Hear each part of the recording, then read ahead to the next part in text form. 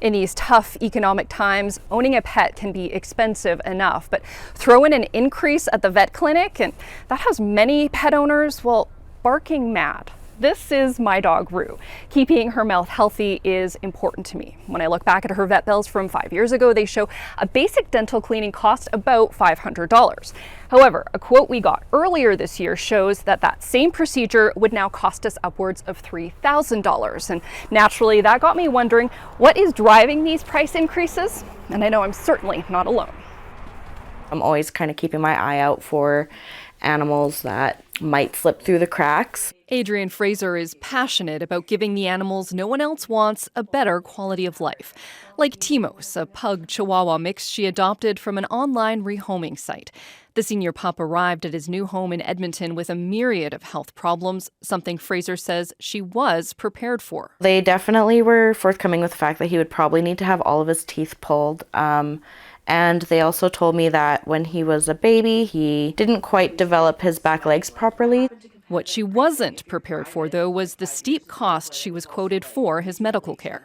I've gone to a couple different veterinary clinics, and some of the figures that they've given me have been really shocking compared to what I'm used to. I guess I expected the price to go up a little bit, but not more than quadrupled. It's a pain being felt widely, and when costs go up at vet clinics, it's often the most vulnerable who feel the impact the most. So as you can see, she's got some pretty good scars. Little Lottie needed a lot of care when she arrived at Second Chance Animal Rescue outside of Edmonton. Care that wasn't cheap. Rescues like Scars are seeing increased demand, and while they say they're doing their best to keep accepting all emergency cases, higher prices mean they simply can't take in as many animals as before. Year over year, our vet costs are about 16% higher than they were. So right now, about 50% of our operating revenue goes directly to vet care. When we do take emergency cases over some more, easier animals where we're just dealing with spay, neutering, and vaccinations, the emergency costs are more expensive, and so every emergency case we do take in impacts the bottom line even more. According to the most recent data provided by the Alberta Veterinary Medical Association, vet expenses increased an average of 7.1% in 2022, with 2023 data expected to show an even higher increase. It points to enhanced diagnostic tools and treatments, as well as the rising cost of living as driving forces. We have a surgery suite over here. The nature of veterinary medicine is that you're mixing emotion and money. The two do not mix. Just south of Edmonton, Dr. Amy Miller-Longson runs a clinic in the small community of Devon where she employs 5 staff. One of my technicians, Tricia. She's been a veterinarian for more than 20 years and finds herself on the front lines of the affordability crisis. Every day, I talk to somebody who has no money, that has a pet, that needs something. And if that something is too expensive, she says, vets are increasingly vilified. When it's mentioned that, these vets are just in it for the money, or they don't care unless you have a credit card in your pocket. I want to help them. Unfortunately, helping them costs me money, so it has to cost you money, right? And it's just so hurtful. I would give stuff away every day if I could, and I have, but I can't do it all the time. Dr. Amy says what many pet owners don't realize is just how remarkably tight the margins are in any veterinary practice. Anesthetic machines. This is our lab. This is digital x-ray. Technology is expensive, and it's always, as soon as you buy it, it's outdated, and so you're always upgrading. And we use so many things that have gone up in price, so then I have to then transition that cost onto the client in order to keep the doors open. Complicating things, vet clinics in Canada are private businesses without regulation, so fees can vary widely depending on geographical location, staffing, and services offered.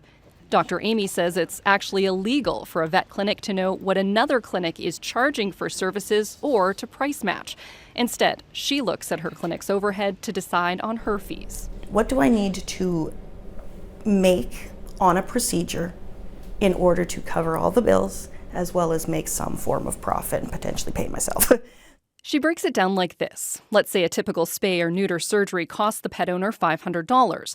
Subtract from that the cost of 2 staff members needed throughout the 2-hour procedure. Throw in all of the equipment costs, things like needles, catheters, scalpels, gauze, and bandages. There's pre-surgical blood testing and ECG monitoring, and don't forget medications and anesthesia.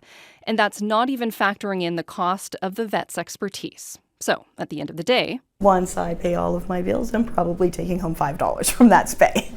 If I was fully compensating all of the staff for all that they do, nobody would be able to afford veterinary medicine. So we take lower wages. And unfortunately, the number of times people have said, well, I guess my bill just funded your next yearly vacation. And I just smile and say, well, I haven't had a vacation in 10 years.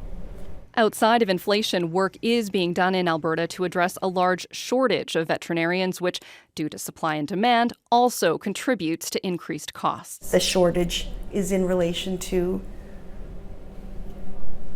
a very major mental health crisis in the profession because of mixing emotion and finances. And it's a vicious circle, so we get less vets because we can't handle all of that. But then there's more people that want us, but we have to charge more to see them. And so there's more mental health problems. I do think it's important to be just very aware of the suicide rate in veterinary medicine because it's a crisis. It is a crisis. So now that we know a little bit more about what's behind the increase at the vet clinic, let's dig into what pet owners can do to ensure that their furry loved ones are getting all the care they need to stay healthy without breaking the bank. You want to do the best thing you possibly can for your pet, get pet insurance. The most expensive costs of pet ownership are accident and illness. They're unexpected costs and they're usually high. According to a recent analysis of 12 Canadian pet insurance companies, the average monthly cost for pet insurance is about $76 per animal based on $5,000 in annual coverage. That varies according to breed, age, and gender. The downside is it's often not affordable with multiple pets, and it does little to cover dental costs. So plan B. Why not set money aside to anticipate future costs? There's also online lending companies that offer low-interest loans to pet owners if cash is tight. Don't be afraid to call around. Many vet clinics offer free consultations where you can get an estimate along with a feel for the vet and their value systems. And keep in mind that location does make a difference.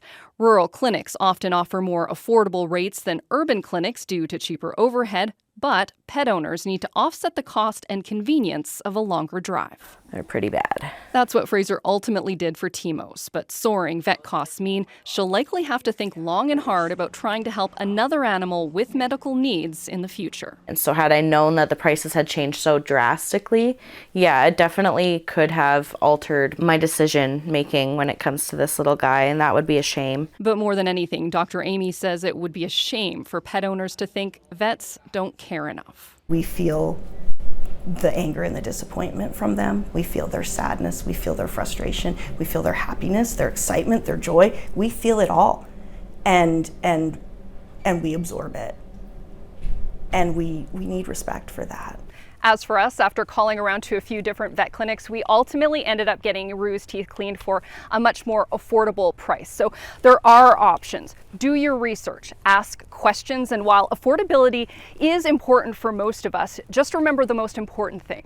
Wherever you end up going to get your care, at the end of the day, you really do get what you pay for. Alicia, Asquith, CBC News, Edmonton.